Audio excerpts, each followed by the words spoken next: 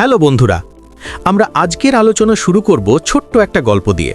যে পল গেটি ছিলেন দ্বিতীয় বিশ্বযুদ্ধ পরবর্তী সময়ের বিশ্বের সবচেয়ে ধনী এবং প্রভাবশালী আমেরিকান শিল্পপতি।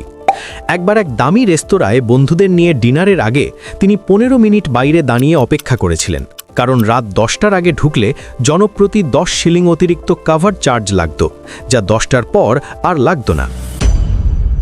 গেটি বলেছিলেন, মাত্র 15 মিনিটের জন্য 1 পাউন্ড অকারণে খরচ করা মানে হলো নিজের পরিশ্রমের টাকার অবমাননা করা।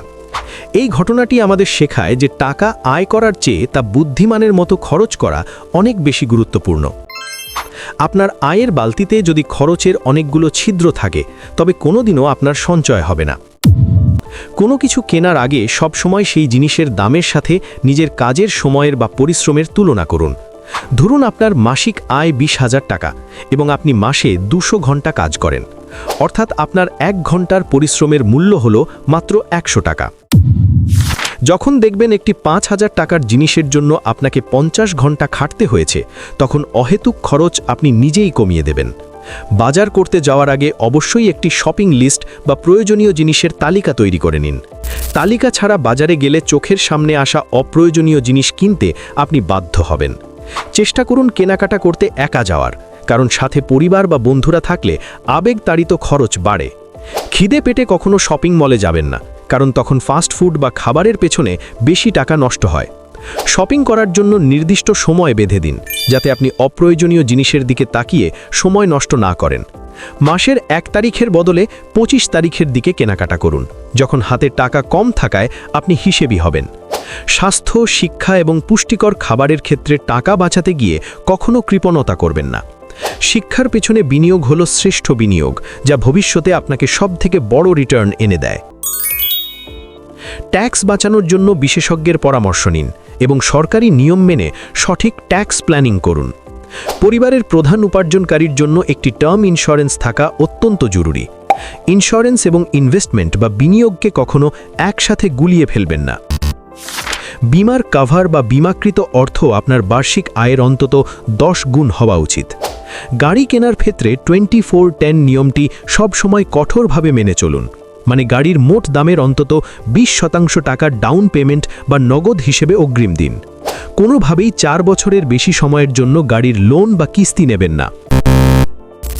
গাড়ির মাসিক কিস্তি যেন আপনার মাসিক আয়ের 10%-এর বেশি কোনোভাবেই না হয়। মনে রাখবেন, গাড়ির মোট দাম আপনার বার্ষিক আয়ের অর্ধেক বা 50%-এর বেশি হওয়া উচিত নয়। শুধুমাত্র একটি বাজে অভ্যাস ত্যাগ করে আপনি ভবিষ্যতে কোটিপতি হওয়ার পথে এগিয়ে যেতে পারেন। আপনি যদি প্রতিদিন 100 টাকার সিগারেট ছেড়ে সেই টাকা নিয়মিত সঠিক জায়গায় বিনিয়োগ করেন, 10% চক্রবৃদ্ধি সুদে এই টাকা জমালে 40 বছর পর আপনার কাছে 2 কোটি টাকারও বেশি থাকবে। ধনী ব্যক্তিরা সব সময় আগামীকালের জন্য টাকা বাঁচায়, আর দরিদ্ররা আগামীকালের টাকা আজ খরচ করে।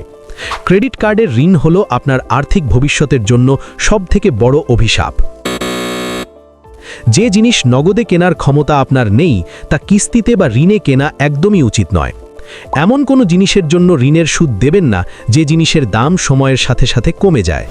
বাড়ি তৈরির জন্য নেওয়া ঋণ ভালো হতে পারে যদি সেই বাড়ি থেকে আপনি নিয়মিত ভাড়া পান। ভ্রমণ বা বিলাসিতার জন্য লোন নেওয়া হলো নিজের আর্থিক ভবিষ্যৎ ধ্বংস করার সমান। অন্যকে মুগ্ধ করার জন্য বা লোক দেখানোর জন্য টাকা ওড়ানো বন্ধ করুন। আমরা প্রায়ই এমন সব জিনিস কিনি যা আমাদের প্রয়োজন নেই, শুধু এমন মানুষকে দেখানোর জন্য যাদের আমরা পছন্দ করি না। ধনী হওয়ার চেয়ে ধনী সাজার অভিনয় করা অনেক বেশি ব্যয়বহুল এবং ঝুঁকিপূর্ণ। হঠাৎ হাতে বড় অঙ্কের টাকা এলে উত্তেজনার বশে সাথে সাথে কোনো দামি জিনিস কিনবেন না। সেই টাকা অন্তত 3 মাসের জন্য ফিক্সড ডিপোজিট করে রাখুন এবং নিজেকে শান্ত হওয়ার সময় দিন। অনেক মানুষ হঠাৎ পাওয়া টাকা ভুল জায়গায় খরচ করে 3 বছরের মধ্যে আগের চেয়েও নিঃস্ব হয়ে যায়। জীবনের প্রতিটি ক্ষেত্রে এই 7টি নিয়ম মেনে চললে আপনার আর্থিক মুক্তি কেউ আটকাতে পারবে না। মনে রাখবেন, আপনি যদি আজ টাকাকে সামলান, তবে টাকাই আপনাকে ভবিষ্যতে সব বিপদ থেকে আগলে রাখবে। আজই সঠিক পরিকল্পনা শুরু করুন এবং নিজের এবং পরিবারের জন্য একটি নিরাপদ ভবিষ্যৎ গড়ে তুলুন। আর সবশেষে ছোট্ট একটা অনুরোধ, আমাদের এই ক্ষুদ্র ইউটিউব পরিবারকে সাপোর্ট করবেন। লাইক, কমেন্ট, শেয়ার ও সাবস্ক্রাইব করতে ভুলবেন না। ধন্যবাদ। দেখা হচ্ছে পরবর্তী আলোচনায়।